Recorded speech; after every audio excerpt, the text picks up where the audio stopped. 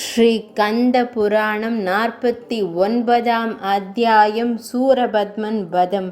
இறுதியாக சூரபத்மன் முருகப்பெருமானுடன் போருக்கு வந்தான்.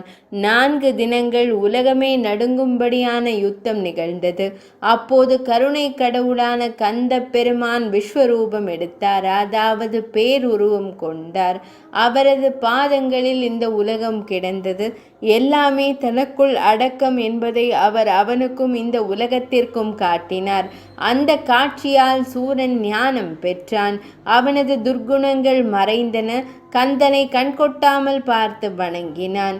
கந்தனை கண்டு வணங்கிய அசுரன் பின்னர் கந்தன் தன் உருவை சுருக்கவே தான் பார்த்த காட்சி அவனுக்கு மறந்து துர்க்குணம் தலை தூக்கியது. மீண்டும் போரிட்டான். கந்த பெருமான் வேலை எரியவே அவன் மாமரமாக மாறி நின்றான். அந்த வேல் மரத்தை 2ஆக கிழித்தது. அப்போது சூரன் ஒரு பகுதி மயிலாகவும் ஒரு பகுதி சேவலாகவும் மாறினான்.